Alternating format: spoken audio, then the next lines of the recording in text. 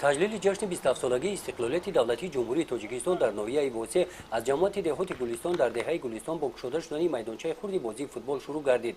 این میدانچه ورزشی با پیشنهاد مقامات اجرایی حاکمیت دولتی ناحیه و جلب صاحبکار محلی ساخته شده در این روز مورد استفاده قرار داده شد. در دوران صاحب استقلالی تاجیکستان در ناحیه ساختمان چنین میدانچه‌های ورزشی با آماده‌گردانی ورزش، تبلیغ طرز حیات سالم و رشد به میدان ورزش مساعدت نموده است. در این روز در دهه غافل‌آباد جماعت دهات به نام روزکی بنای بنگاه طبی مورد استفاده قرار داده شد. این بنا با دستگیری ساکنان محله ساخته شده از 4 حجره کاری عبارت است.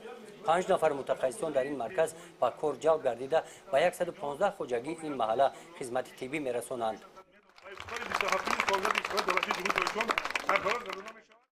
در مرکز ناحیه باشد صبح بر وقت کلکتیوهای مهنتی صبحداران مهنت نورسان جوانان با چهره ایرانه به جای برگزاری جشنواره میروند. بخشیده به تجلیل جشن فرخنده ملت 27مین سالگرد استقلالیت دولتی جمهوری تاجیکستان در باغ فرهنگی با استراحتی ناحیه نمایش هنرهای مردمی دایر کرده شد. در این نمایش محصول مهنت هنرمندان و کشاورزان به معرض تماشا گذاشته شد. یادآور باید شد که با دستگیری مقامات اجرایی حاکمیت دولتی ناحیه ساکنان به کارهای کشاورزی، کارهای خانگی، کاسبی، هنرهای مردمی، اینچنین کارهای موسمی و خدمت رسانی جلب کرده شدند.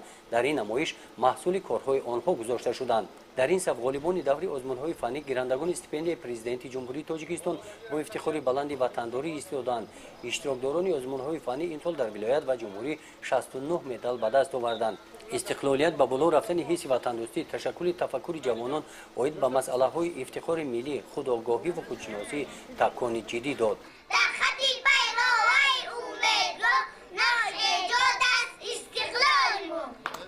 این کودکان تربیت گیرندگان مؤسسه‌های تحصیلاتی تا مکتبی میباشند. شماره چنین مؤسسه‌ها در ناحیه امسال به 8 عدد رسانیده شده. موافق نقشه تا جشن 30 سالگی استقلالیت دولتی جمهوری تاجیکستان شماره مؤسسه‌های تحصیلاتی تا مکتبی تا 15 عدد رسانیده می‌شود.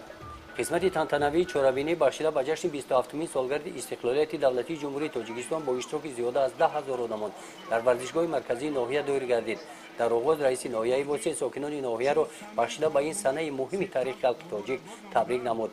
در این چهاربینی وزیر مالیه جمهوری تاجیکستان از نام حکومت تاجیکستان ساکنان ناحیه واسه را بخشیده به این سنه فرخنده شادباش نموده قید نمودند که در راه به استقلالیت رسیدن مردم تاجیک از گرداب درگیری‌های سیاسی بیرون کشیدن کشور و رسیدن به وحدت ملی نقش سازنده پیشوای ملت پرزیدنت جمهوری تاجیکستان محترم امامعلی رحمان نهایت بزرگ است.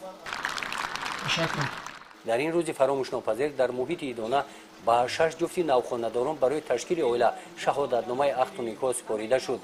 در این روز از نام مقامات اجرایی حاکمیت دولتی ناحیه برای مهنت ارزنده به پیشقدمان استحصالات، آموزگاران، سابقه‌داران مهنت افتخارنامه و مکافات‌های پولی تقدیم کرده شد.